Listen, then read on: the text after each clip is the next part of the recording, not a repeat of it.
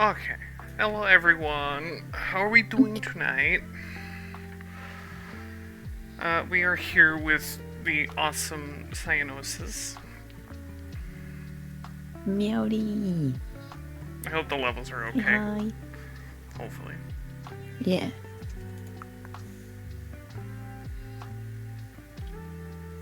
I look ghosty, I think, which is cool. It does look pretty cool. Transparent. Well, yeah, I figured for the last night of my follow-a-thon, I would have a little fun talk interview thingy. I don't know.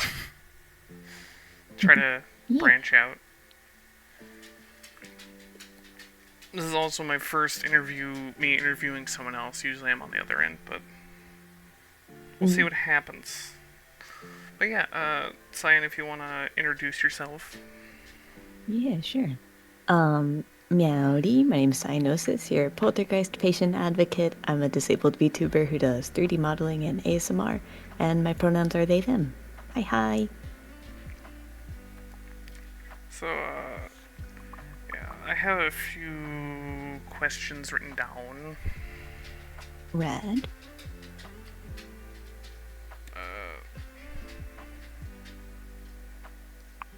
Oh, I guess I forgot to say them. Oh, it's fine. But, the first question I wanted to ask you is, like, do you have any, like, sort of TV shows, movies, any sort of favorite series that you've enjoyed?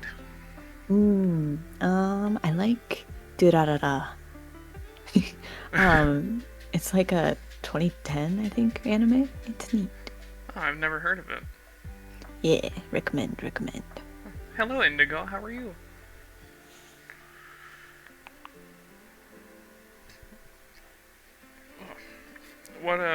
So what got you into, like, VTubing and ASMR? Kind of like, I guess, a lack of accessible mediums otherwise. Like, originally I had been doing artsy stuff, but more in person.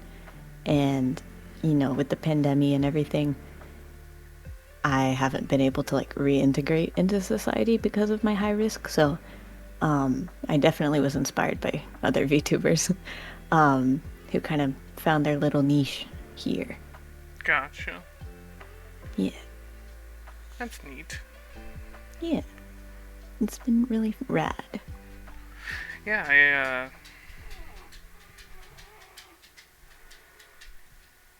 Anyway, sorry about that. Dog has been very needy today. Oh. But,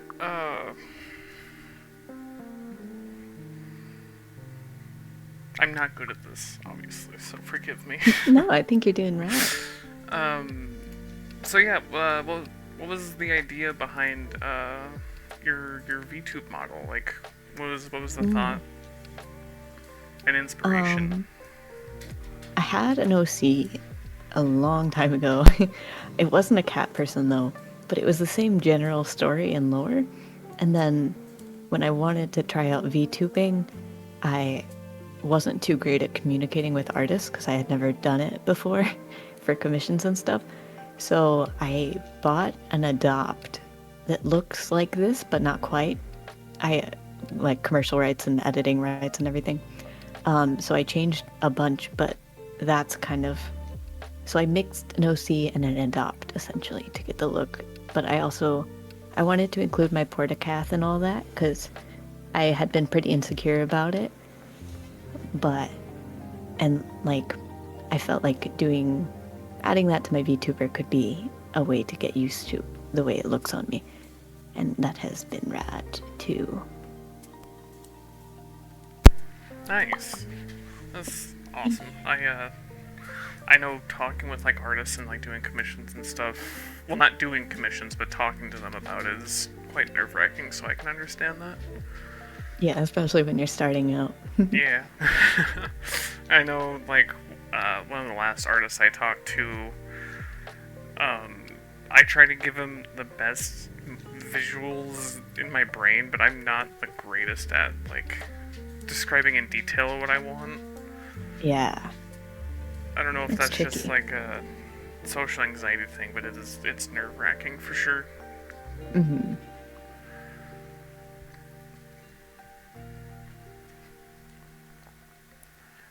I did also wanna, because I've always been curious, but I'm not good at like bringing things up when it comes Hmm. to like with the LGBTQ community and all that stuff. But I kind of want to Yeah. just pick your brain about how all that with you came about. And if it's too personal, it's not that big of a No, deal. But I'm open book. Yeah. okay.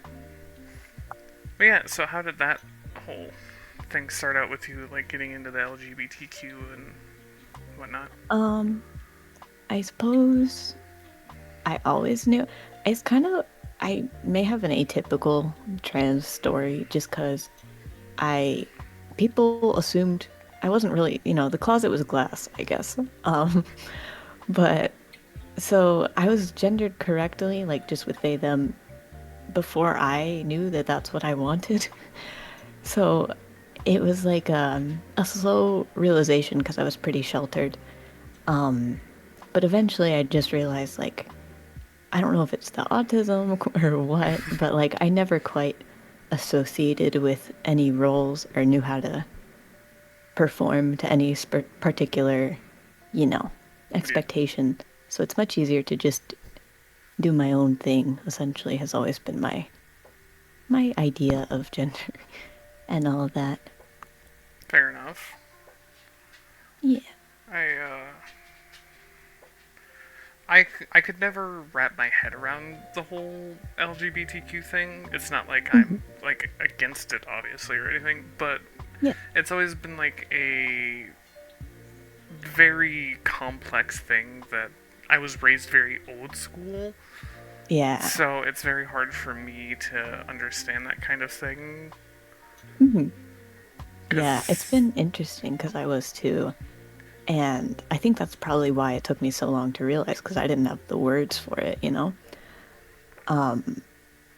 But once I kind of was a little less sheltered, I was able to do research and kind of discover that it's always been a thing, but it's been very, with colonization came definitely repression of that kind of expression, where gender and, different differences in general in how people portray themselves or perceive gender and sexuality and all that, it very much got dimmed for quite a while due to that.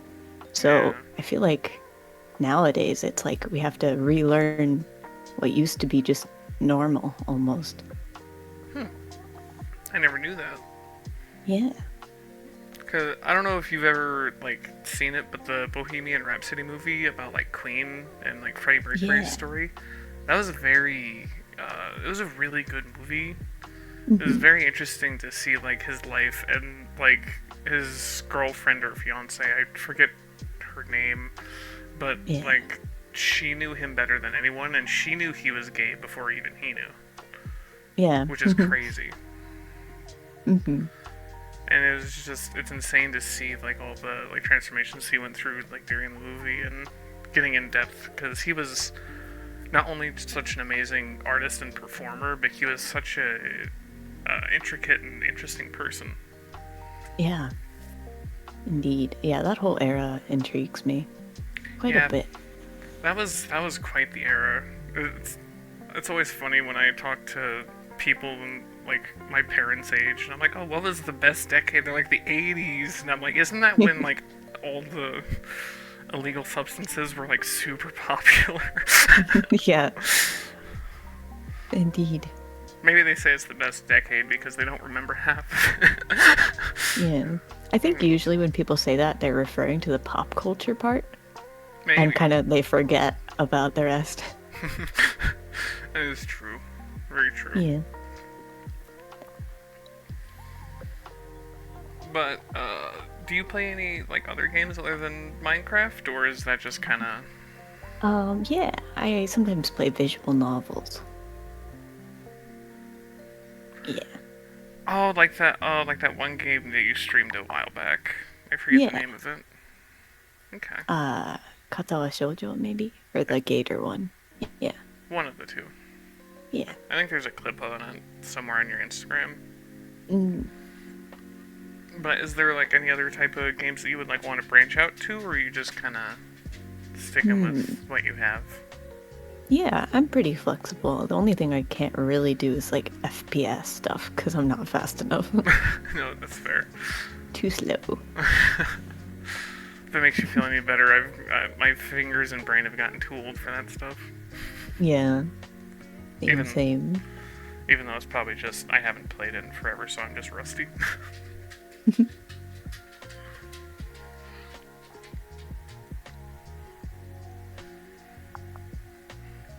So with what's it like? Well, what are your experiences with dealing with like EDS and so Mm, far that you've had to deal with? yeah. Um, just in general, I guess. Yeah, Or, just kind of like I guess, well, I guess not like a life story, but just like your experiences of learning about it and dealing with it growing yeah, up. I got diagnosed, I believe, in 2019 or 18. I can't recall anymore. It's been a while.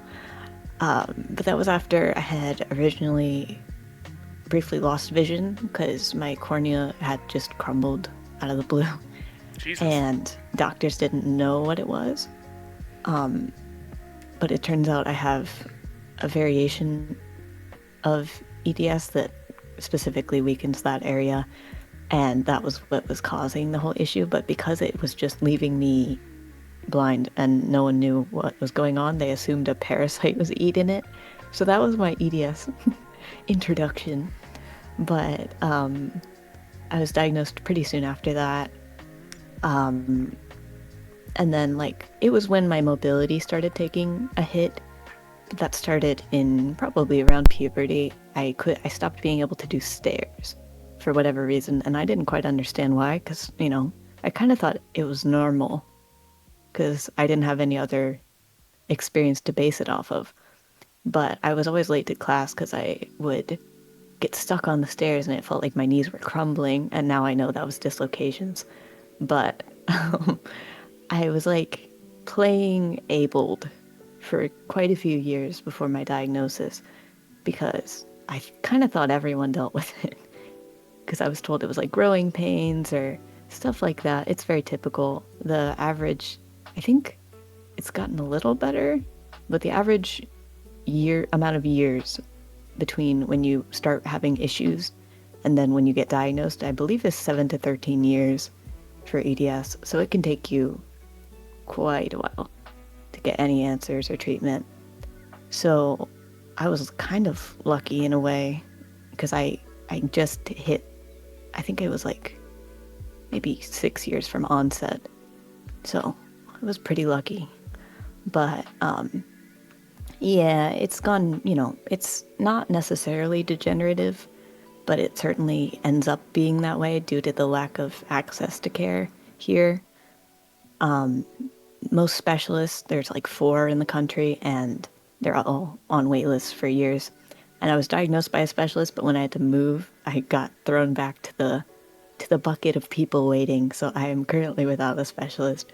So that's probably responsible for why I'm so disabled now, because no one knows how to treat me, and they usually end up Googling it when I'm in their office. Yeah, but it's an interesting condition, like objectively when it's not affecting me anyway. Just the way that it like you can appear relatively quote unquote normal abled, but just be falling apart inside. It's very weird to think about. Yeah, I couldn't imagine. That Yeah, that sounds rough, but it's a good thing they I guess, caught it early enough or caught it yeah, early.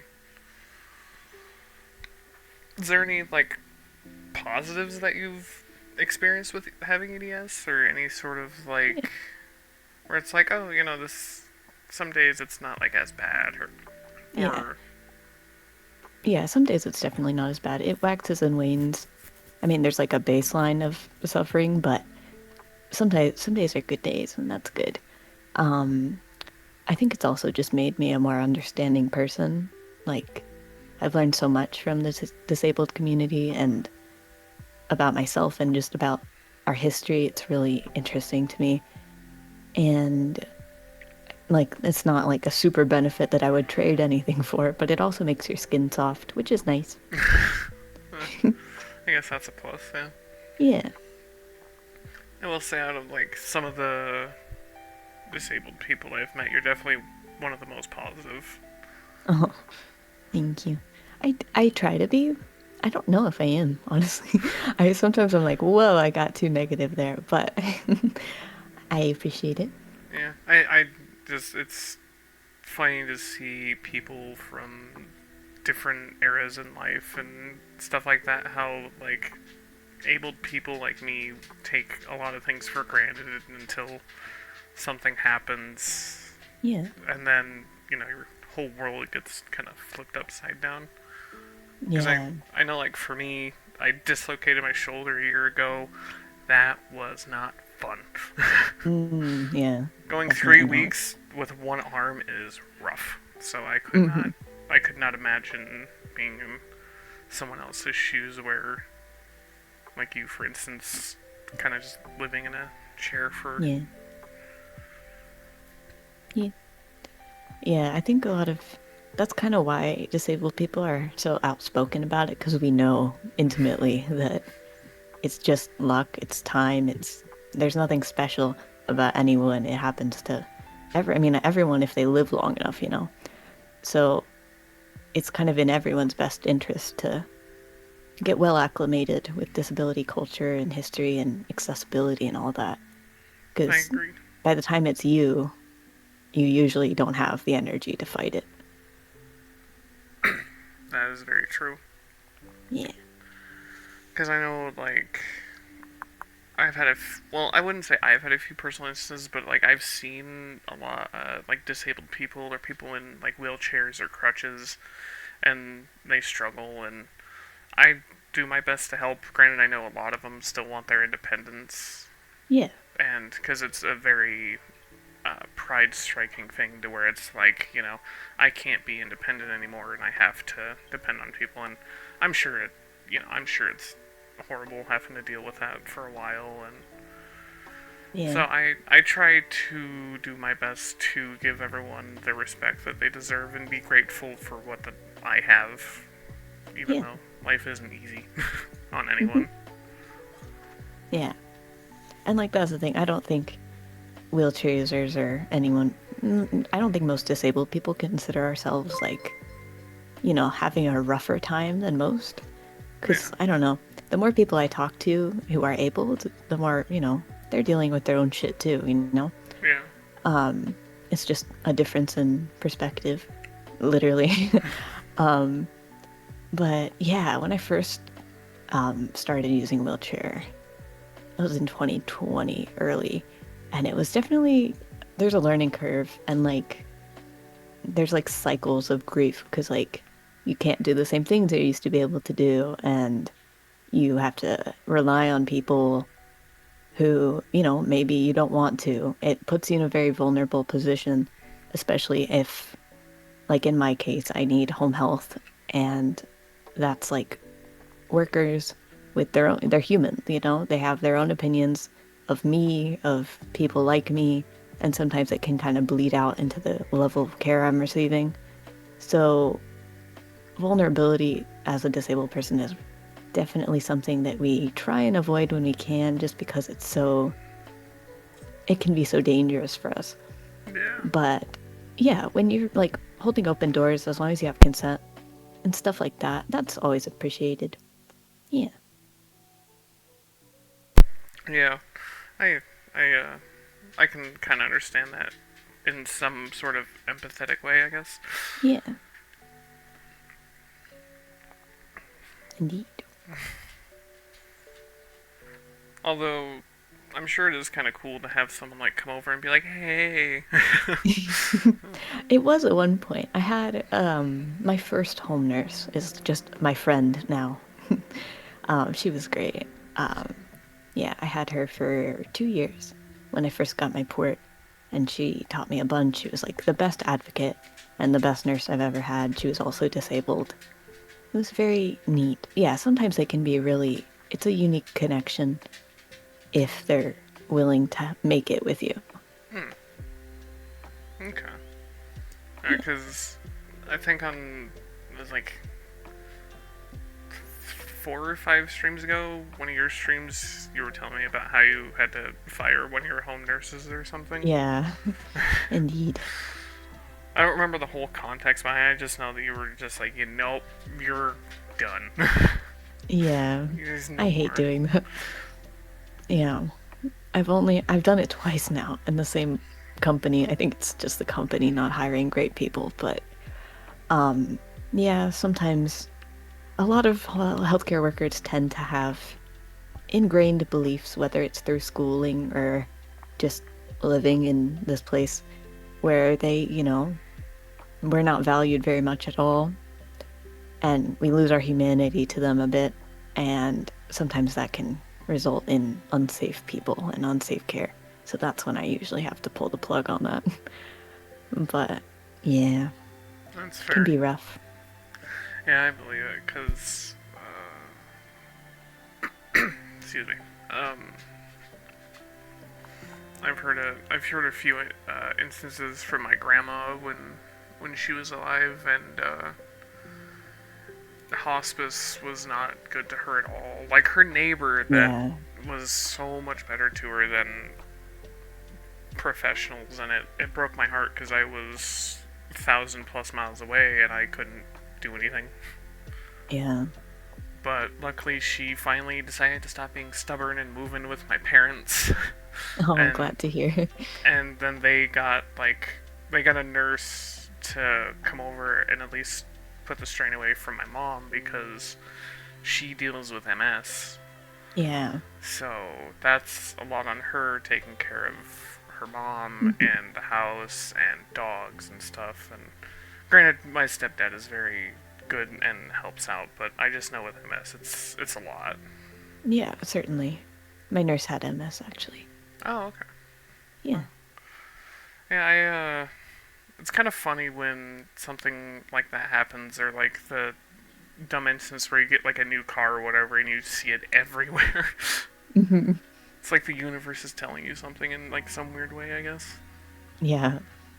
Because it's like after we found out my mom had MS, and then we found out like 3 or 4 other people we knew had it, and then like my aunt, well, my stepdad's sister, um, Mm. has, I forget what it's called. It's like an autoimmune.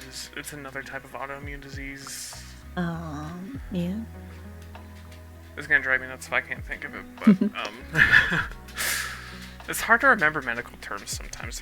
They Lupus or Yes, lupus. Thank you.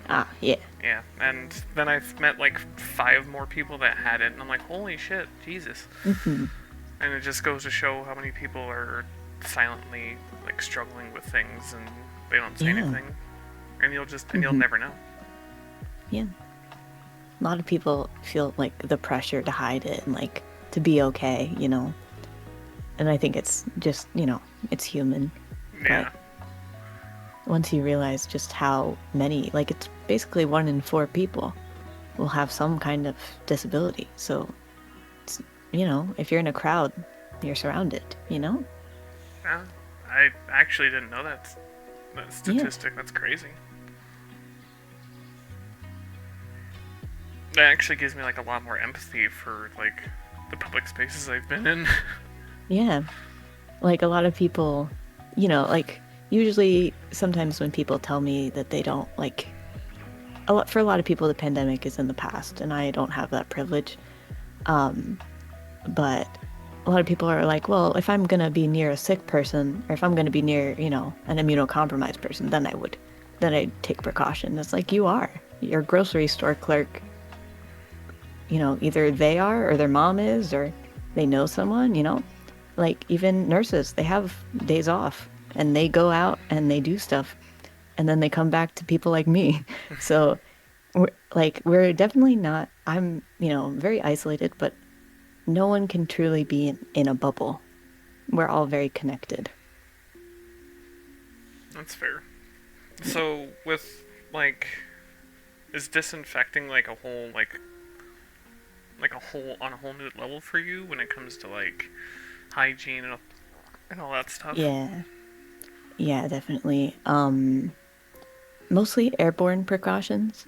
But for the port, it has to be completely medically sterile. So that has to be like top-notch surgery level like precaution. But I also just need all my healthcare workers to mask around me. Um, and because, the world is very much unmasked, I can't access most of it, which is why I VTube to talk to people. Because after 4 years, I was like, I need to talk to a human person. That's that's fair. Although I'm an Yeah. introvert, so I could just hide in my room for months on end and be totally fine. I don't care. Yeah. I hate people. No, I'm kidding. uh, but so, how long have you had your port? I believe 3 years now. Okay. So what is its like purpose? Yeah. I have, because of the EDS, I have difficulty swallowing and digesting things. So I'm unable to give myself enough nutrients to like get by most of the time. So it's like a straw for people who don't know. It's like a permanent IV. You can see on my model. Um, the other half is inside me. It goes into the beginning, like chamber part of the heart.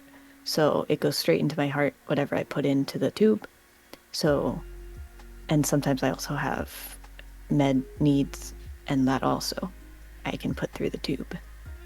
And also for blood tests and stuff. You can take out and put in with a portacath, Hmm. which is neat. It sounds neat, but also sounds very complex and Yeah, I don't know how to word this without sounding like a fucking horrible human. like scary. Like, yeah, scary and kind of gross in a sense, I guess. Yeah, it took me a while, like, because you can, not for everyone, but for me, you can see the tube under my skin, Mm. the inside part. You can see it go into my jugular, and that part used to irk me for the longest time. But now I'm used to it. But yeah, it's any kind of tube used to freak me out. I do gotta say, I definitely give you a lot of respect for how like comfortable you've gotten with the situation, and your confidence level towards it is honestly quite Thanks. baffling I and appreciate it. very respectable. Thank you. Hmm.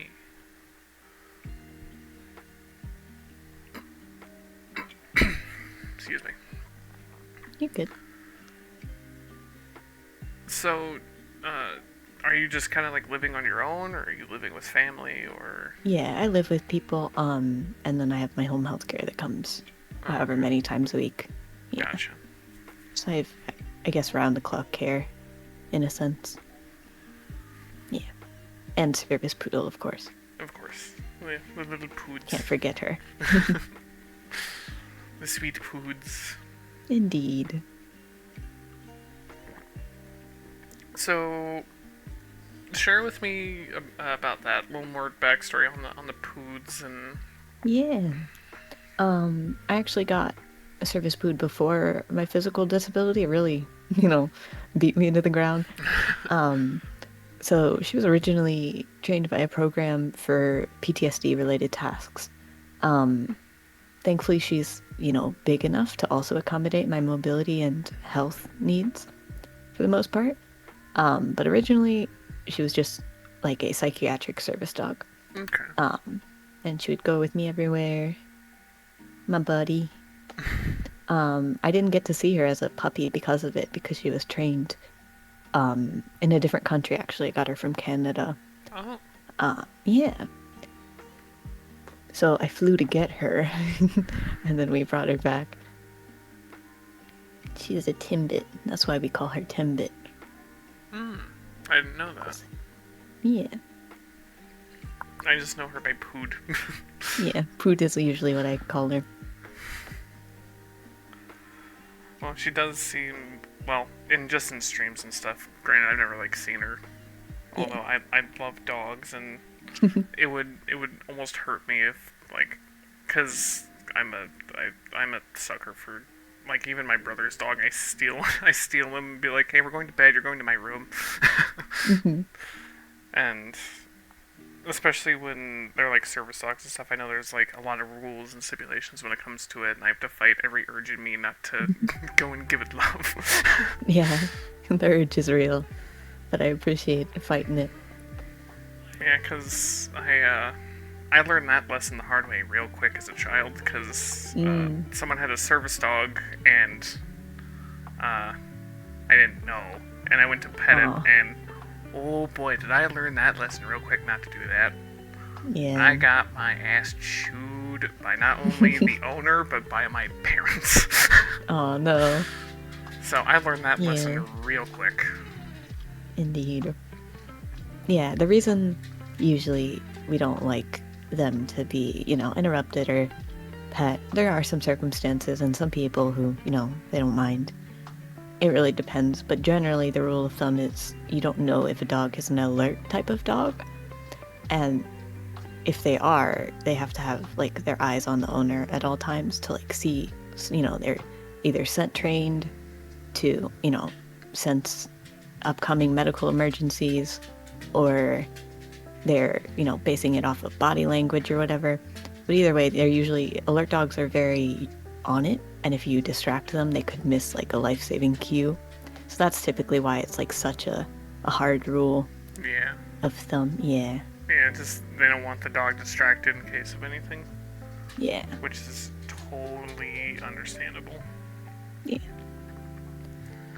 So, well, you said that she was originally for PTSD. Did you get her for that reason? Yeah. Um, I'm guessing some sort of childhood trauma or something Yeah, I like was a that. teen when I got her. Okay, So it was around that time. gotcha.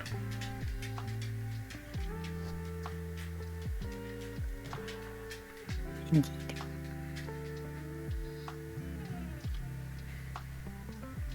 Hi, pups. Oh, I almost poked my dog in the eye. Oops.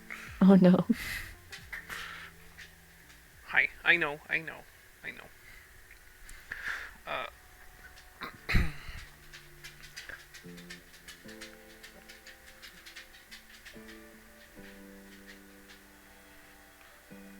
when What did kind of dog do you have? I have a pug dachshund mix? Oh, Yeah. that I sounds like such a cute combination. She is quite adorable, but she is also getting to an age where I am like over it. Yeah. So we got her when I was like 9 or 10, and Mhm. she's grown up with me, and Oh, she's up there, yeah. and Little old lady. yeah, she's a little old lady, and I feel bad because she's so hairy. Like I would wake up and like literally shake my hair out, and I would just see her hair falling out of my head, and I'm like, oh, ew. I feel so. I would have to. I had to get like a new pillow like every like couple of weeks. Mm, yeah, So then I just ended up banning her from my bed. understandable. Yeah, thankfully Service Poodle doesn't shed, which is nice. Yeah, I bet my mom had two Yorkies, and the not shedding was very nice. Yeah, cannot be beat, truly. And I also get like really bad hives from Mm, dogs that shed, so yeah, I kind of need a hypoallergenic dog, but I can't get rid of her. yeah.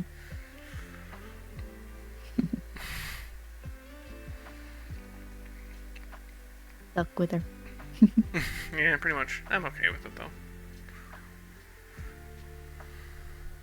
So did you have is Pood your first like service dog then? Yeah. Oh, okay.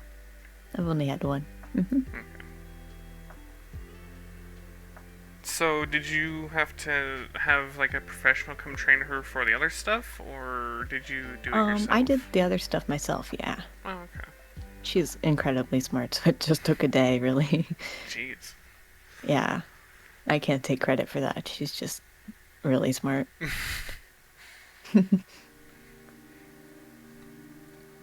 But yeah, she does a bunch of tasks now. She can get me meds if I need them. Um, when I used to have arrhythmia all the time, she was definitely working a lot more. Um, she would just grab me my meds and like get help if she needed to. She's a very good girl. Um, yeah. Hell yeah. It is. I don't know if you've ever seen like the videos on like TikTok or Instagram where like they'll have their dog like open up the fridge and like fetch them a beer or whatever, or like Yeah. go get stuff, and I'm like, that's really cool, but Mhm. at the same time, I feel like if you're gonna train a dog to do that, you could be a little more useful than just going to get you a beer. Yeah. Sometimes I think it's the trainers that are able-bodied maybe teaching that, and they just happen to want beer since they don't need anything more intense.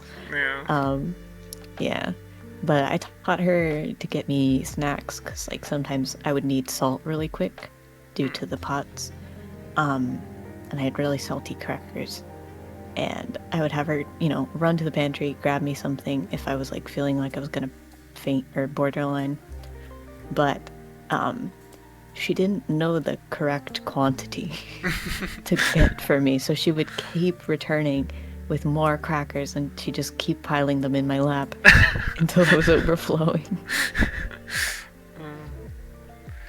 Here you go, master. Here's all the Yep, crackers. all the crackers, Give me. as you demand. Uh, that's cute. Yeah. So, do you have to take like? I'm I'm guessing you probably are like lacking in like vitamins and stuff, so you probably have to take more of them often then. Yeah. I infuse them, yeah. Oh, infuse them. Okay. Yep. And I remember you Wow. said a while ago something of because it was the first time we played VR together. You're like, oh yeah, I'll be on in like 6 hours. I don't remember what you were doing. Yeah, I was infusing. Oh, okay. It usually takes like 4 hours, and then I have to flush my port, and that takes 30 minutes ish. So it's a, they have to, the pump flows it very slowly because if you do it too fast, it kind of makes you feel weird. Hmm. Um, it's Almost like like drop by a. drop. Oh, okay. So it's all like if you do it too fast, it's almost kind of like a overdose, I guess.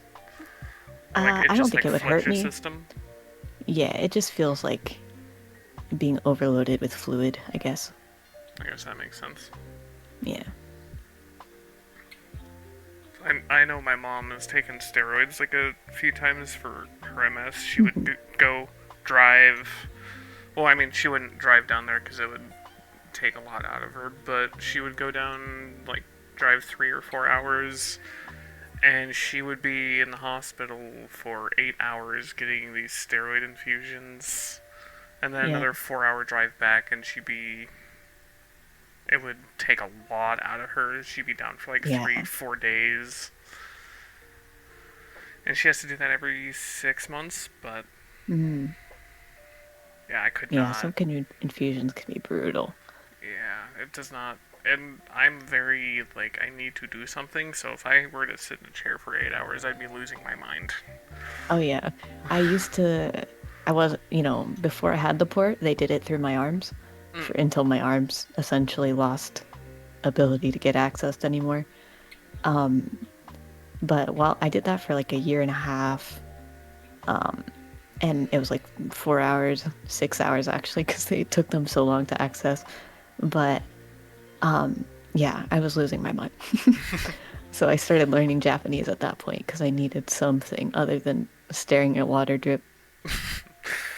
it's like that, it's almost like that torture where it's just like drop by drop on the forehead. Yeah. just slowly waiting. Hmm. But I guess I probably should have asked this earlier. But for the people that don't know, would you like to describe what EDS is Oh and yeah, what it does? that's probably helpful. Totally forgot to ask that. Yeah. It's fine. Ehlers-Danlos syndrome is EDS. It's a connective tissue disorder that's currently understood to be genetic, though there are different variants and different ways it's passed down depending on the type. It's essentially the easiest way I put it is everyone's genes, give them a recipe for connective tissue, like the collagen in their bodies, and that makes up. It's included in around 30% of your body systems, just like in every part of your body, like your eyes, your organs, your skin, your hair, your bones, how well your bones stay together, everything. Your brain, literally everything. So most people have a recipe that's like, it's good. It does its job. People with EDS, they have a faulty code, essentially. We're given the wrong recipe. It's like an off-brand. So it sucks. It's just not, it doesn't do its job correctly. So even if we supplement, if we like, for example, took, collagen supplements or connective tissue supplements, the problem is our genes only know that one recipe. So they're like, why did you give me this ingredient, essentially? So they just throw it out anyway. So it's stubborn like that.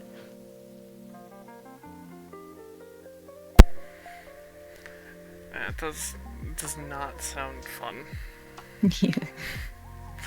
I actually saw a video in a YouTube short yesterday, and I was gonna send it to you, but Yeah.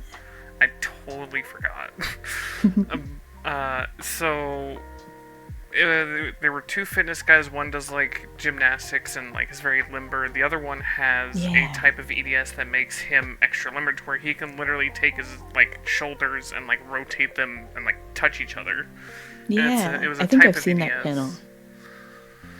Yeah, Yeah. and it made me think of you, and I was like, oh, I think they would like this, and then I totally forgot to. I think it's like the one that I don't know how to describe the channel, but I'm pretty sure I know what you're talking about. Yeah. Yeah, it's the guy that always says "stay flexy." Yeah, that's it. Yeah, because it was really weird, like seeing all the things that the dude with the EDS's body could do, and like the way he was describing it. Apparently, it comes.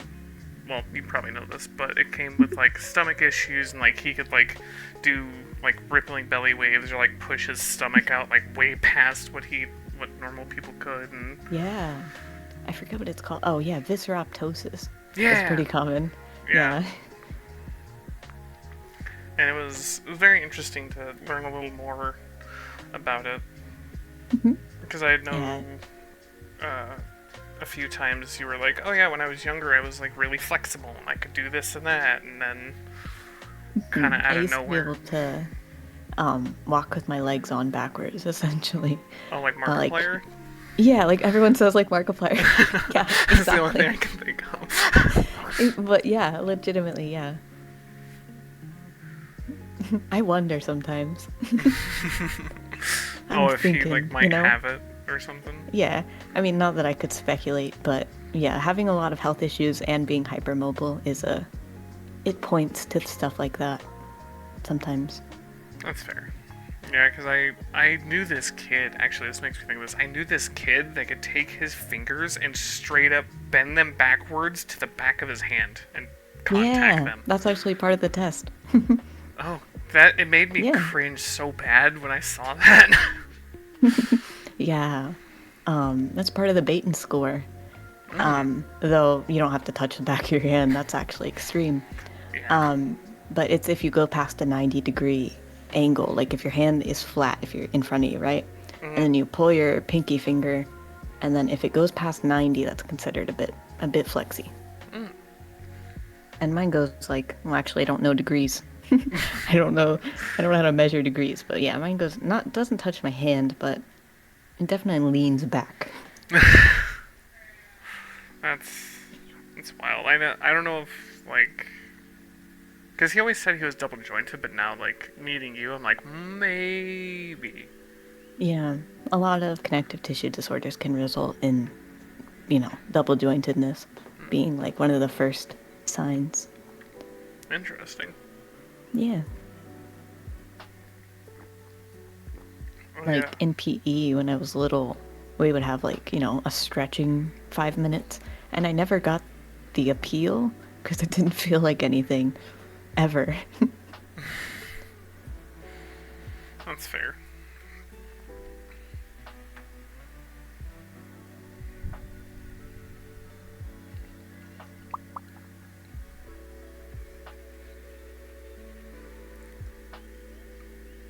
Did you ever like watch Markiplier and like Jacksepticeye back in like the earlier days? A And little like bit, yeah. Game Grumps and stuff like that? Teensy bit. I was sheltered during that era, so I feel like I missed a lot of, you know, like core stuff that my generation typically got to see. But I watched them at friends' houses. That's fair. Yeah, Yeah. I don't know if you ever heard of him, but my best friend back in like when we were in middle school, he introduced me to a YouTube channel called Venturian Tale. Hmm. They always did like Gmod gameplays and stuff, and like did like funny Ah. role plays, and that was quite the because I always thought it was really dumb because I'm trying to sound cool and whatever, but it was really well, granted, it was funny at the time, and as you grow older, but they had this one where um, they were like role playing as birds, and it was like a meme for years. Where it was like, "I'm a bird and I'm walking away. You cannot Oh yeah. catch I a vaguely bird." It was just like I the vaguely really. remember it, I think. What do you kind of watch? I don't know if you like watch YouTubers or not anymore, or Bird Up. Um Yes. I would say I do. It's a variance of things. I guess I like D&D related stuff and ASMR typically. Yeah. Okay. There's a right. I forget because you're like a DM or whatever, and you're Yeah. you're making like you're working on a campaign or something like that. Yeah, for disabled. Disabled. I love that. I love that's so catchy. Yeah. There is a YouTuber I watch, and he makes his own like he legit like goes into like paint, Mm. and he makes his own like board games, and I forget his name. It's like DM That's so cool. Dungeon Master something. If I find the video later, I'll send it to you. But Yeah. he made a game that was based 100% on luck, Mm. and so like bad players can win or whatever. And there is just like 45 minutes of just people screaming at each other. I'm sure. is it's great. And It's a recipe for chaos. oh yeah, it was hilarious because they would use like the wheel website or whatever, Mm. and they would just like spin the wheel for like their dice. It's great. Mm. I'll have to find it and send it to you. It's quite funny. He makes all sorts of Neat. different D&D games. Mm-hmm. That's so cool. Speaking of, what kind of got you into D&D and like how'd you find it? I was encouraged by my friends in high school to play it. There was a club at my school, which was really neat. I was mute at the time, so the ability to play, they had to certainly adapt it for me quite a bit. And I forget, I played a homebrew race of some little creature, some little guy. But it was the first time like I had been able to play a game with my peers, and it had been made accessible to me. And I think that's why it stuck with me. Hmm. It's Okay. really neat. Uh, that's definitely way better than how I was introduced to D&D. I How are basically you? I basically got bullied by an old coworker because at my old job he was my supervisor for the longest time until I had gotten promoted and gotten transferred to Mm-hmm. what I do now, and so he was like, "Oh, you should play D&D, blah blah blah," and I was like, "That's for fucking nerds." And he's like, "Well, I guess," he's like, "No, D&D's for cool people. You're just a pussy and just talked all this shit and blah blah blah blah blah." And so I did like a little bit of research, and I was like, I mean, this doesn't sound too bad. And then he's like, "Oh, well, you can get women with D&D because women are really good at roleplay, and I'm not my. Let's just say my skills and luck with women are about as good as an at one." So it was more of like a way he wanted me to like socialize and whatnot. And he's like, "Well, you Yeah. should play D&D with me sometime." And I was like, "Sure." And then he's like, "Well, you're never coming over to my house." I'm like, "That doesn't make sense." And then another friend of mine who I met, who worked at a gas station, who I used to have a crush on, and then found out she had a fiance. So I was like, "Never mind." Found out she played D&D, and then she was like, "Well, I play on Sundays, and you can come and join us for a session or whatever." It never happened. Mm. Yeah, we're notoriously bad at scheduling. Yeah. I'm guilty of this. I'm so guilty of that. My D&D group is not the greatest at it either, but we try. Yeah, that's the true hurdle. It's always the The scheduling. game is easy in comparison. Yeah.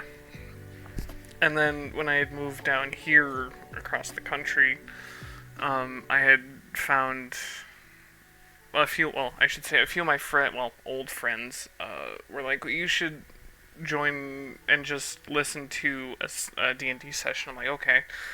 So then they convinced me to make a character, and then my first session with them I hated Oh because no. the DM did not do a good job, and well, in my opinion, didn't do that good of a job. Yeah. And like the rest of the party kept getting sidetracked, so I'm sitting there for an hour and a half on my phone, and then they were like blaming me because I was 5 minutes late because the line at Jack in the Box was long. Oh no. And so they were blaming me. They're like, "Well, you shouldn't have been late," and I'm like, "Okay, whatever." So then I went on Facebook and joined a couple D&D groups, and then I had met this one, and now I'm like hooked. Yay. Yeah, it's like you have to find the right people Yeah, and luckily that these fit. people are very awesome and have been patient with me and let me join in on one of their sessions just to learn and ask questions. Like, they literally let me interrupt their session to ask questions. It was crazy. Yeah, that's how it should be. Yeah, so I Shouldn't met be them. gatekeepy. No. But yeah, that's how I got introduced. I was basically bullied into being curious enough. Yeah.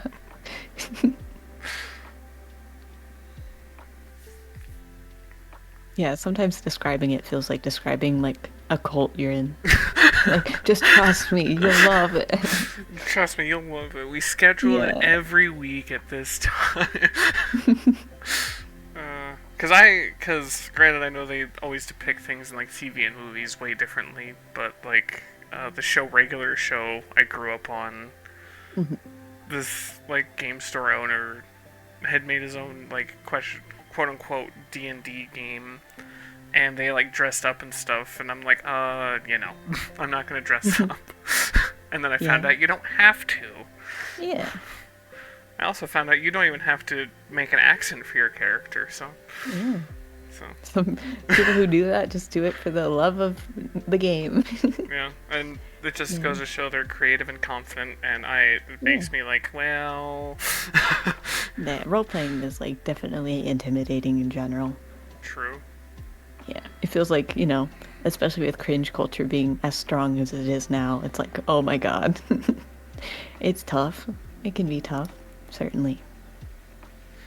Yeah, it's definitely a game that has taught me patience, but I also get bored pretty Yeah. easily. Yeah, the time between like combat turns can be a while if you have a big group. Yeah, I think we have a group of, not counting me, 5. And I guess also not counting the DM either, 5. Yeah. So I have a total of 7. So yeah, it does get pretty rough, and I'll hear them because my character's name is Ryu, I'll hear them be like, Ryu, Ryu, Ryu, Ryu. And I'm like, huh? Because I'm just like Indeed. doom scrolling. Yeah. But I used to stack the dice into a tower, and then I'd get so focused on that. just be like, hey, hello. It's your Like, turn. shush, I'm making dice tower. Shush, my I'm brain is clearly stimulated. Yeah. Although I will say it is really funny when you're like, I'm gonna go do this, and then hit a nat 20 and just completely decimate what you were originally doing. Yeah. Because I remember one of my first sessions with that other group. I was like, I wanna choke this guy out, and I rolled a nat 20, and I choke slammed him through a bar. Jesus. I was like, that's brutal. Yeah.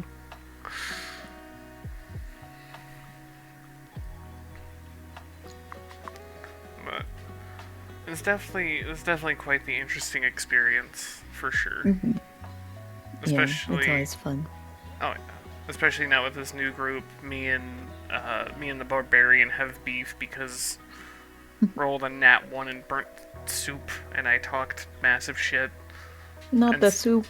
not the soup. It's not good soup. No. So yeah, I just talked shit Culinary on him. crime. Yeah, for real. And then him and I just ended up fighting like every other session. That's fine. Yeah. But I learned really quickly D&D has some very real karma, because the first time we fought, I didn't hit him a single time. Mm. And he, like, two-shot me. Oh no. So D&D karma is very real. Yeah.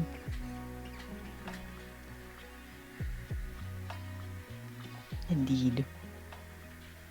In my original, like my first campaign I played in, it was like a silly vibes, but still high stakes somehow, which is my favorite type. Um, and there ended up being like one of our group, right, who could theoretically defeat this big bad, and it turned out to be none of us, but it was the goat companion we had brought along with us who smoked weed. And then our last session was just holding a funeral and lighting one up for said goat. That sounds fantastic. Yeah. And the DM had a bowl cut. So the running bit was every tree had a bowl, like, was shaped like it. Hell yeah. Yeah.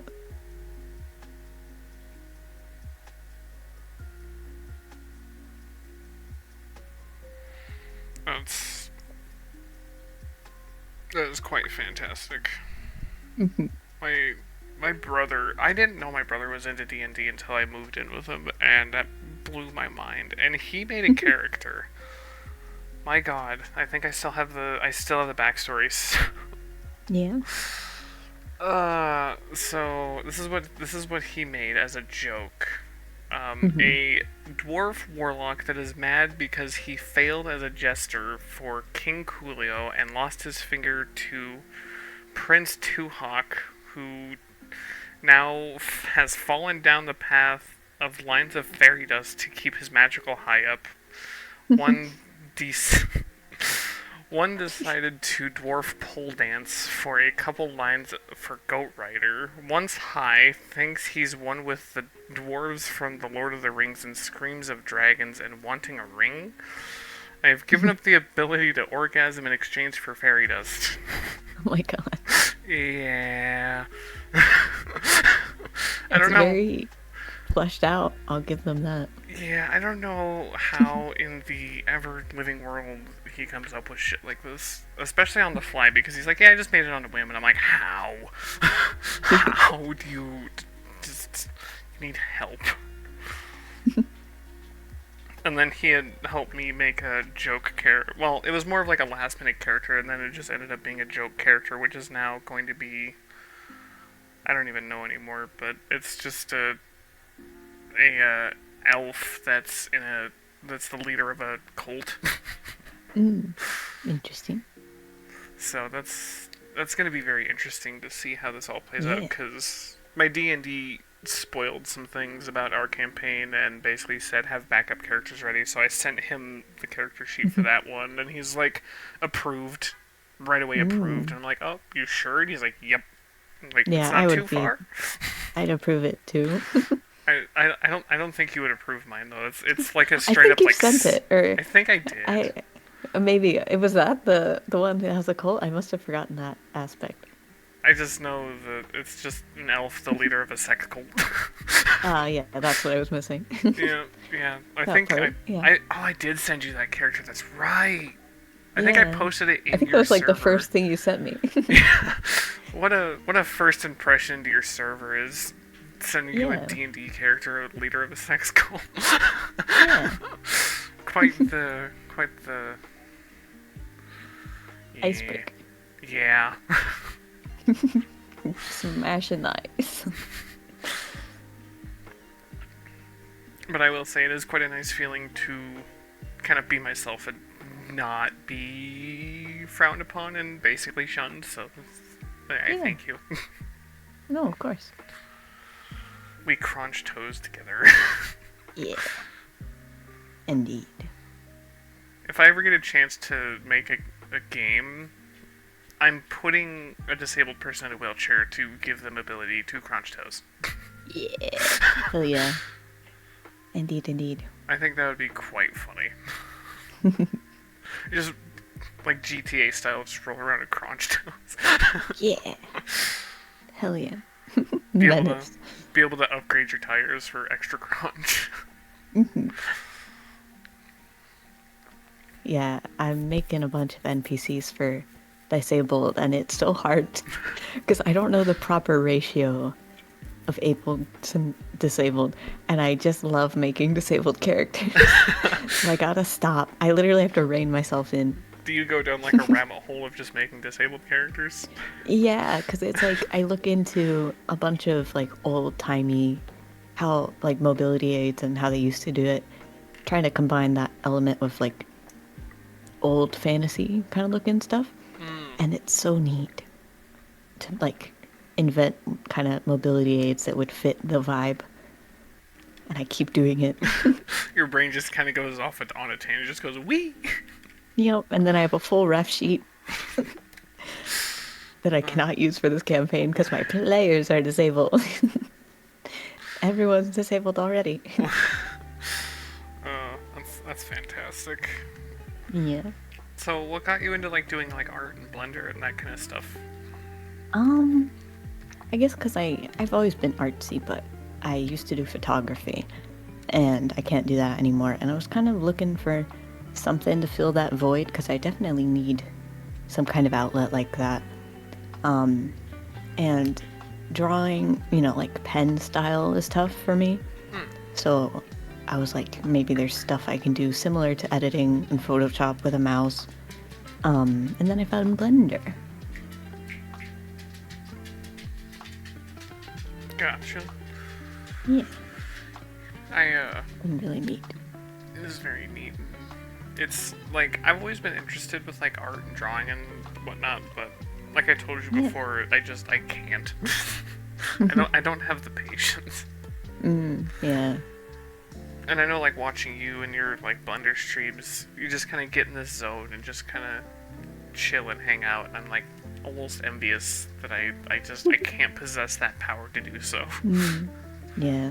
I think it's the tism. I think Probably. I zero in on it and then I can't get out of it, but I'm okay with that. Yeah. The only time I was ever able to do like any sort of 3D art was for my job because I had to make they wanted me to make them 2D because the 3D ones were having issues on the operator's end, so I had to make 2D, but I just did it in 3D. It was a lot easier. Yeah. But I had to make 3D diagrams for different tools and parts that we used so people could get proper measurements and set things up, and I did that for I want to say in total 2 months. And it was rough sitting in an office 8 hours a day.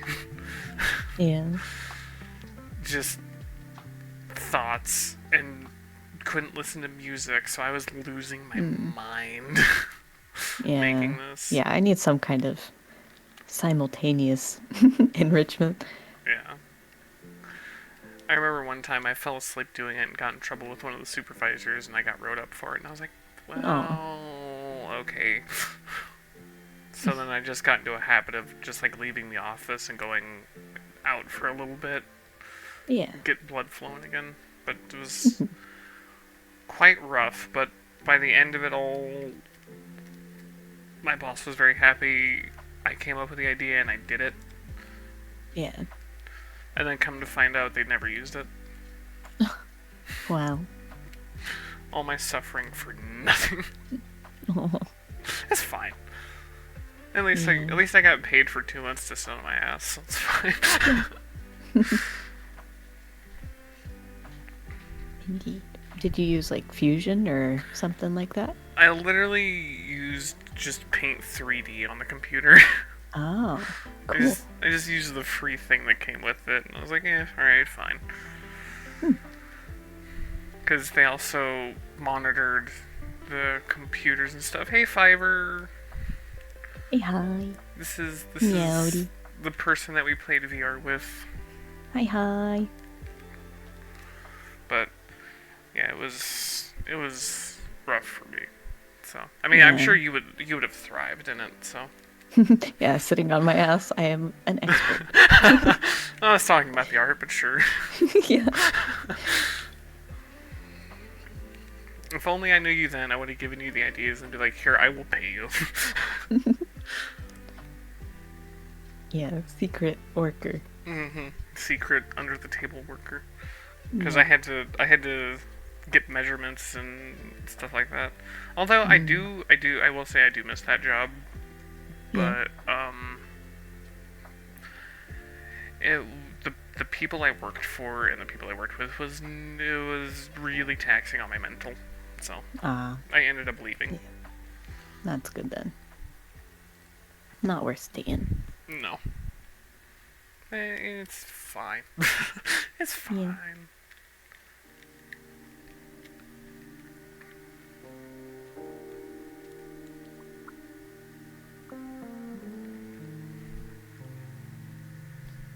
Does anyone in chat have any questions? I'm slowly running out.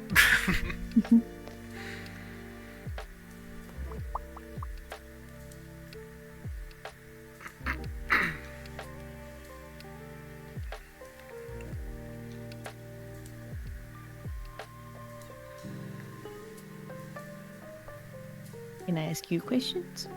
Oh yeah, you were more than Yeah. welcome. What made you want to stream? Um, so the inspiration just kind of came from an old friend of mine I had met when I was a teenager. That was a streamer, and he streamed one of my favorite games called For Honor. It's supposed to be that like medieval kind of era, and you have like knights versus Vikings versus samurai, and it was a fun fighting game. And so I was obsessed with it when it first came out. Like I played the alpha, the betas, played it on day one. Like I was obsessed because I love like hand-to-hand combat and sword fighting and all that Yeah. stuff. It's always been fun. Like I always loved like UFC and whatnot. And so I had met him, and he was growing pretty rapidly. I had met him when he was at 1,000 subscribers on YouTube, and by the time he quit, he was about at 10,000, which was, I want to say 3 years or something like that, 2 or 3 years. Yeah. So I know because streaming was not very popular 10, 12 years ago. And so for him getting as far as he did is quite impressive, and it always looked fun to have like live commentary and having a live community where it's, you get to talk to each other and have fun. And Yeah. seeing like Jacksepticeye and stuff, it's always like, oh, I want to build a community and meet people, and I'm not good in person socially. So I figured I'm a little more comfortable online. So I actually had met a clan when I was in middle school, junior high-ish. Met this clan when I had first got my Xbox, and we were making YouTube videos together. And then, like, some stuff happened, and they had kicked me out, and whatever Oh, other bullshit. And so, as of recent, I was like, hey, you know what? I'll just stream on Twitch. It sounds fun, and with kind of all the personal stuff that's happening, it kind of helped me get out of my head. yeah. And no idea what I'm doing at all, but I've learned a lot. But it's been fun. Yeah. I've enjoyed it. But You're doing rad. thank you. I appreciate it. Yeah. It's cool to see. Yeah. I will say though, my biggest goal and my biggest accomplishment will be to start making music Yeah? for sure. That sounds cool. Yeah, I've been a metal vocalist for 6 years now, 5 or 6 years. Yeah. And that's been quite a journey. hmm Yeah, I've heard it. It's very cool. Thank Very you. rad. More people should hear it, indeed. Thank you, I appreciate it. But if you want to know more backstory on that, Yeah. there is a dude by the name of Austin Dickey. He does a bear scream, and I thought it was so cool that this dude could sound like a straight up animal, and me being the malicious fucking asshole that I am, I like to scare people. So I was like, I want to learn this so I can jump around a corner and sound like a ginormous animal. It'd be funny. Yeah. So I started watching YouTube videos, and all I'm gonna say for anyone that would want to be a vocalist, YouTube videos will only get you so far before you actually hurt yourself. So be careful.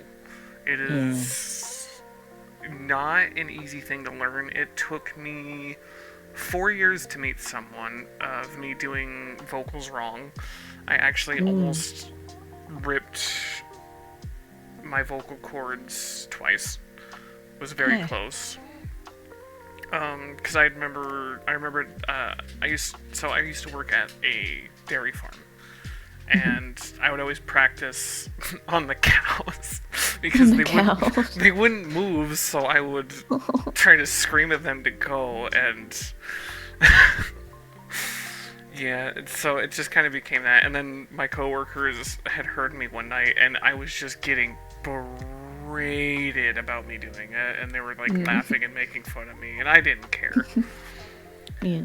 And so I was scrolling through TikTok one day, and I had actually met a really awesome dude who was from Norway, who had became my personal coach, and I am very fucking grateful that I had met him, because he introduced me to all the Discords, servers that he's in, that I am still in -1, but that was on my own stupidity. I accidentally posted a link and I got banned, so didn't realize that would have gotten me banned, but it's fine. But I had met a lot of other awesome people, and even with coaching, it took me 3 months of consistent daily 20 to 30 minutes of practice every day to finally break what they say, the quote-unquote barrier, and unlocking it. Yeah. And every vocalist goes through the stage where once they unlock screaming or a new scream, it basically becomes your whole personality for months. I'm sure. Yeah. That's understandable. I think it was like, well, for months I would just constantly go around the house or like in my car and just do random noises, and my parents just looked at me weird, and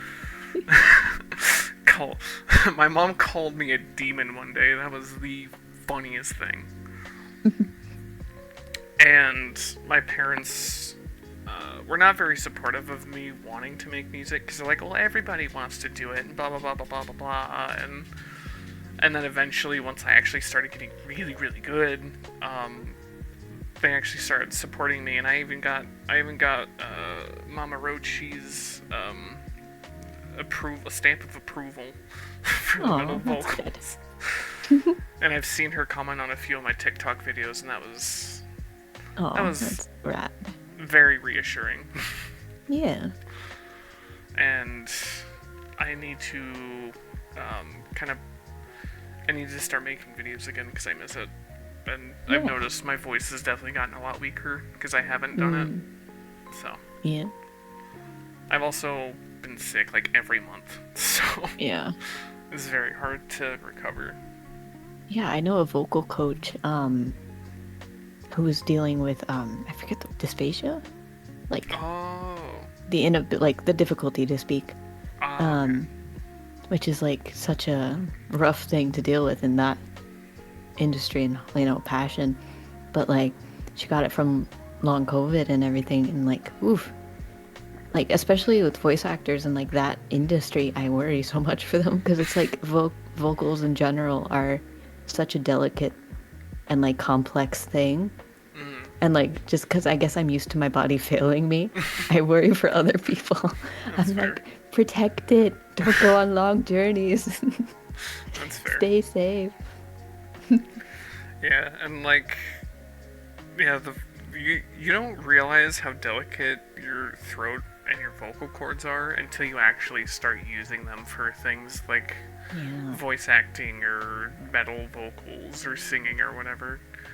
Mhm. Because for like a solid 3 months, if not more, it was just. Because you know that feeling like when you work out, that sore, tender muscle feeling? It was that for Mhm. just 3 months. Yeah, that sucks. I mean, it's like, training any other muscle in your body. Yeah. Because, everyone that I interact with that ends up finding out that I am a metal vocalist, they're like, oh, well, doesn't that hurt your throat and blah, blah, blah? Doesn't that hurt? And aren't you going to hurt yourself? I'm like, no, not if you do it right. And they're like, well, what do you mean? I was like, well, it's like any other muscle in your body. Because when you're.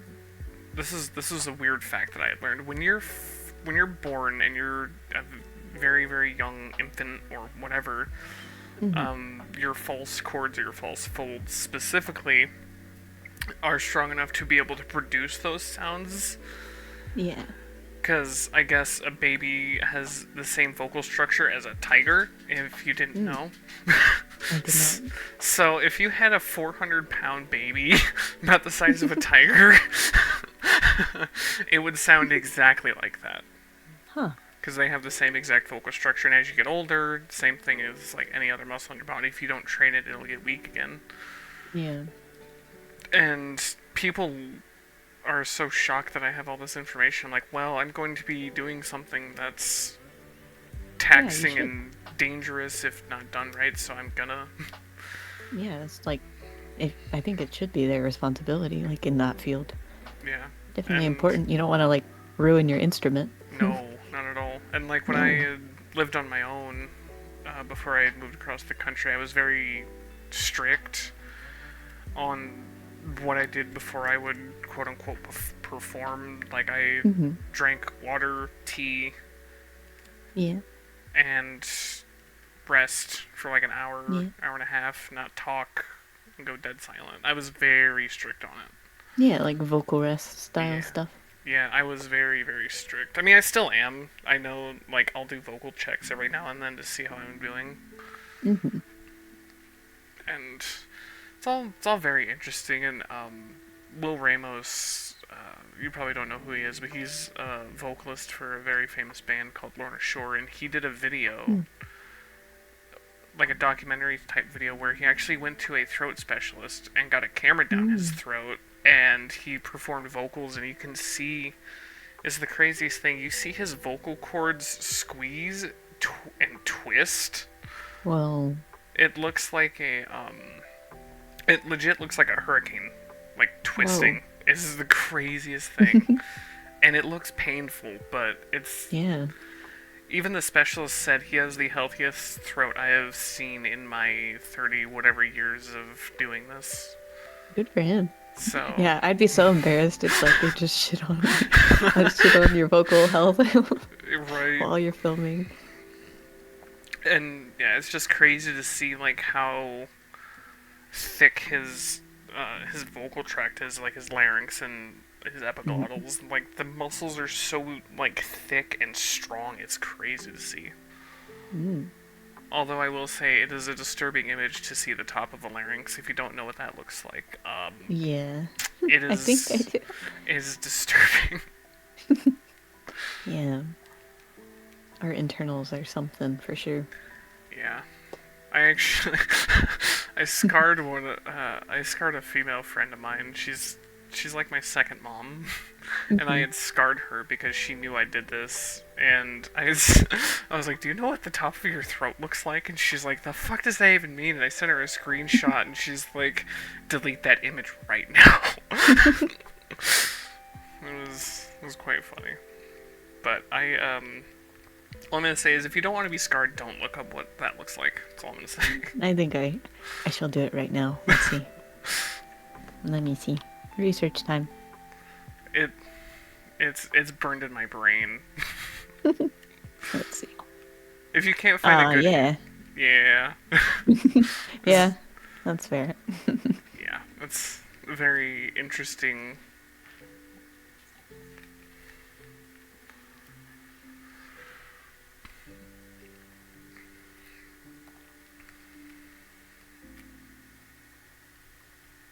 Do you plan on doing any more comics or anything? Because I know you have one up on your YouTube.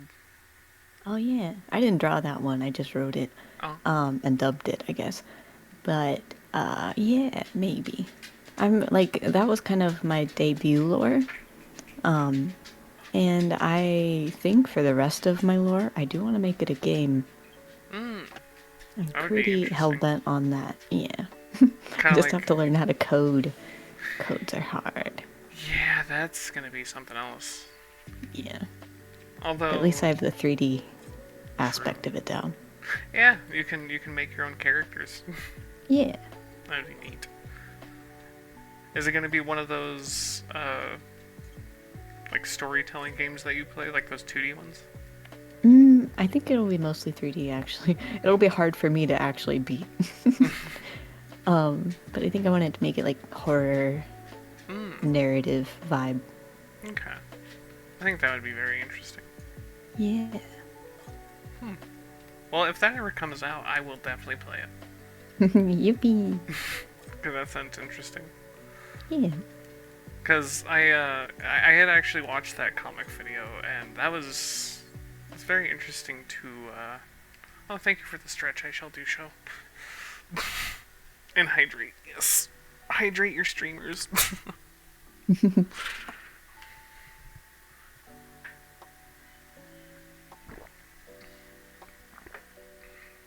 But yeah, no, it was. I liked it. It was very neat and a very different way Thank of you. explaining VTuber lore. Yeah.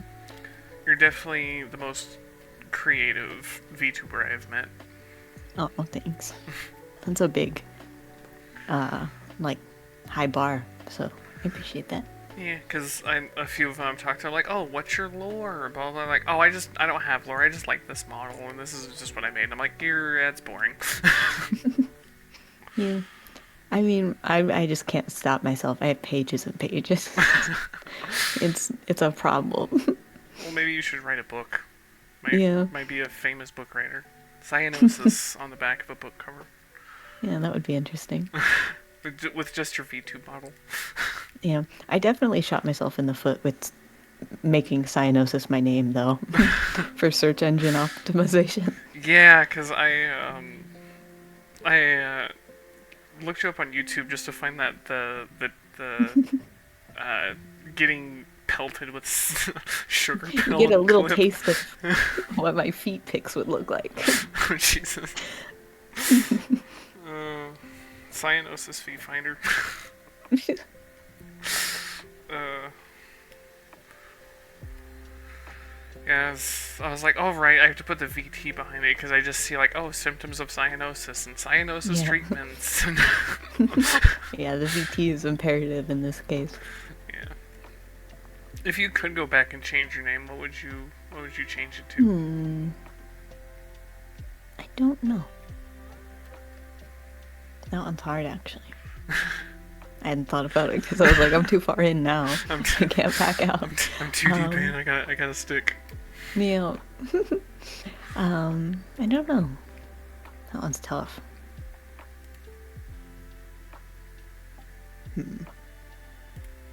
Someone did say Pastel Geist, which was cool. Pastel guys. Ooh, I like that. Yeah. That was quite neat. Oh,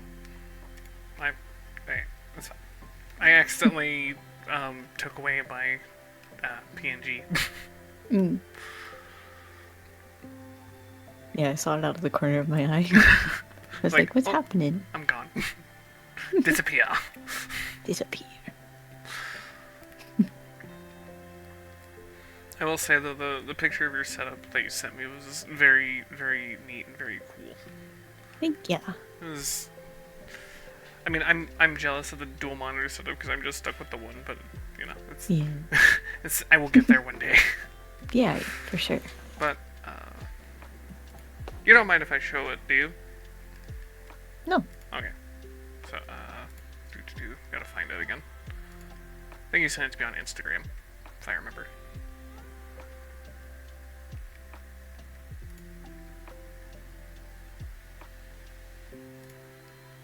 Because Discord was not cooperating. Discord never cooperates, in all fairness. But, window capture. Hopefully someday I'll have a full mint. That'd be good. I couldn't find a good mint desk, so I went with pink. Fair.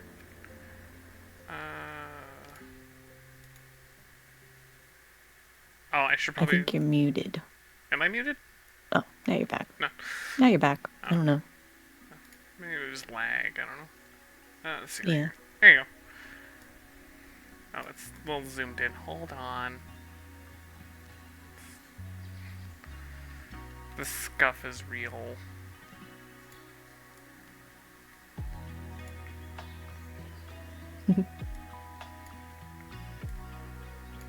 I guess my picture was huge. My bad. No, it's not the picture. It's the window capture screen that I have zoomed in and cropped. You know what? This is what we're doing a new one. We're just doing a new window capture. Yeah.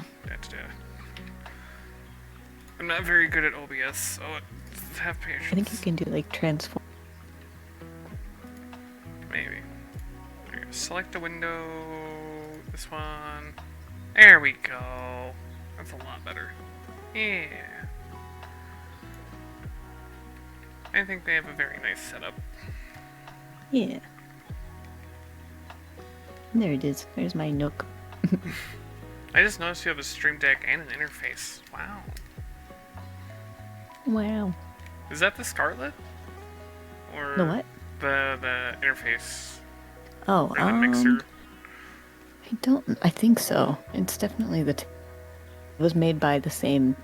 They messed with it. The people that made the mic made it for. I think they also messed with the mixer in some way, but I think the basis is that. I gotcha. Yeah. Yeah, I think they have the giant head. Yeah. I was gonna ask about the wig, but I had forgotten. Yeah. It's just fun. It makes extra noise. Oh, gotcha. I like messing with the hair. Fair. But the face is all scratched up. Because I have claws and I just dig my hands in by accident. What's the little dial thingy? Over here. It's what it's like, I guess it's another mixer. Oh. But I use it for the mint mic. Oh, gotcha. The red one's only for the ASMR, yeah. Oh, okay. Fair enough. Yeah. I think they have a very neat setup. Thank you.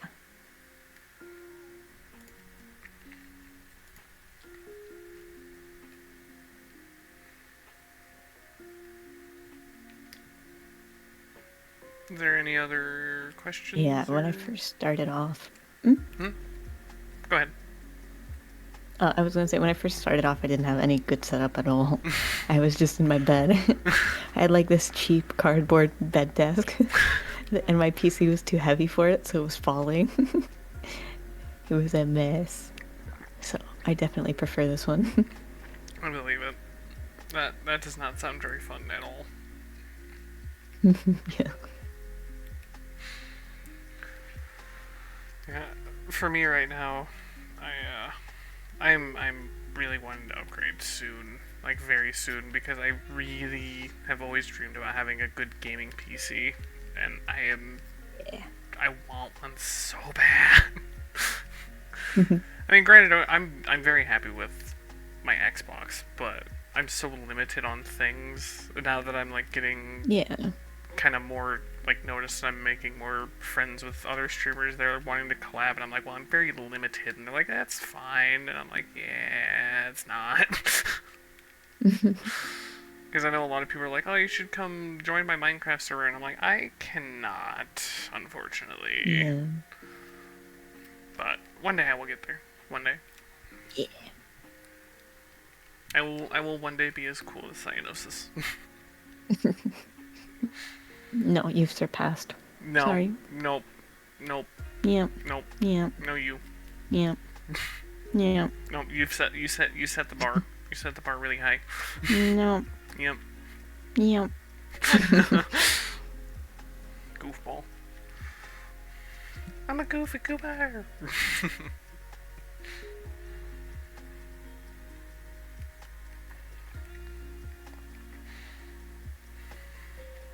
I can say the one thing I'm at least proud of is my desk. I have, well, Yeah. close to, not quite yet, but close enough to my dream desk. Mm. It's just not. You should share your setup with me. I will. I just gotta clean it. Yeah. And I gotta redecorate because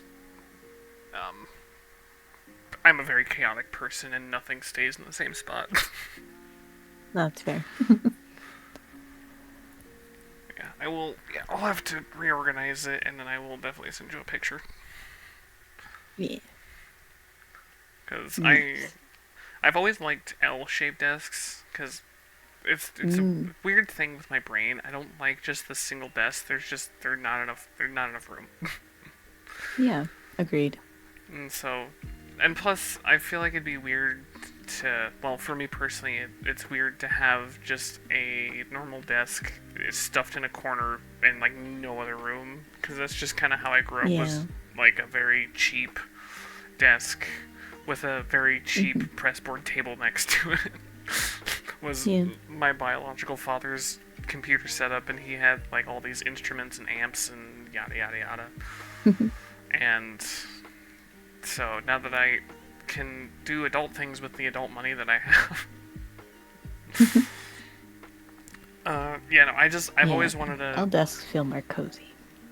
True, very true. Because in my old apartment, I had this in the perfect corner, and I had my old laptop on the side of me, that because I didn't have my computer hooked up at the time because I needed extra parts that I had to order off Amazon. So I had my little laptop next to my Xbox, and I'm over here doing research on games while I'm gaming, and I know, pups. I know. Oh, I know. You poor thing. Just give me a few more minutes. Mm-hmm.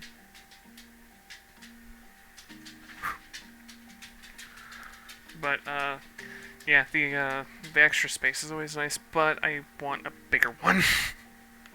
Yeah. That's fair. And I'm also mad at myself. When I moved, I lost the remote to the LED lights that went to this desk, so now they just turn into Oh, a no. rave. So I just don't have them on anymore. Yeah. Mine came with them, but I never set them up. Yeah, I think I just have a problem with shiny, so. Mm. It was like one of the first things I set up was the lights. Yeah. The ambiance. Yeah. And I also have a. I don't know if I ever sent you a picture, but ironically enough, to get the best lighting, I have a mint light on my keyboard, even though I can change it to any color. Nice. Yeah, I'm a huge Razer nerd, so anything Razer I'm down for. Yeah.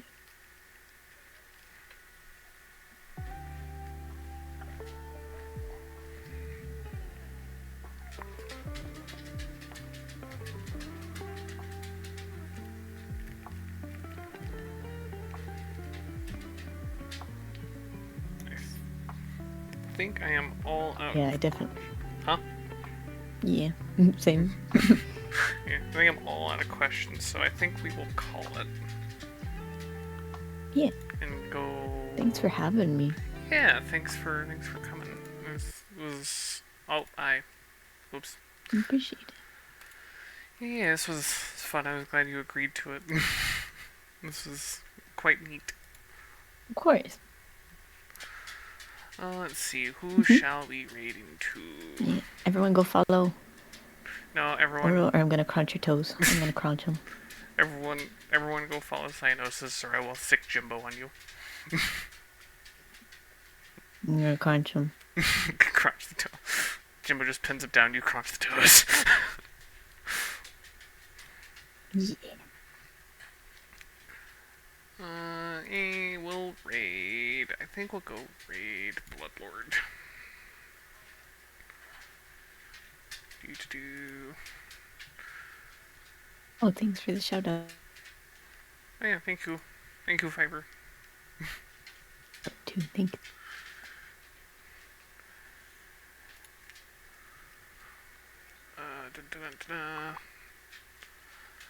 I gotta remember how to do this. I'm so used to doing this a totally different way.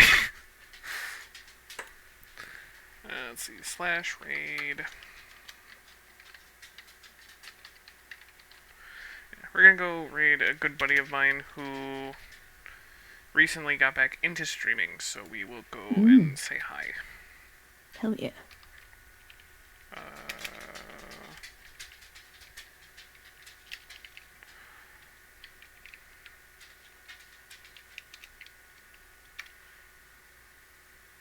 There we go. I don't know if you have it, Fiverr. Do you have the raid message? I don't know if you have it copy-pasted.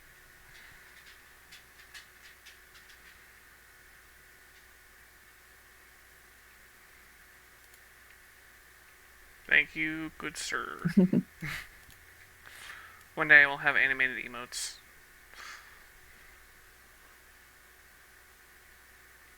Yeah. That's the goal. Is to have a Will it be twerking of Jimbo? I'm going to have a lot of Jimbo emotes. Yeah. I want an animated one of him twerking and Nice. shaking his tail feathers. That is what I want. Will be quite funny, I think. Naturally. Alright, thank you everyone again for coming. Thank you, Cyanosis, for hanging out and letting me pick your brain. 'Twas quite fun.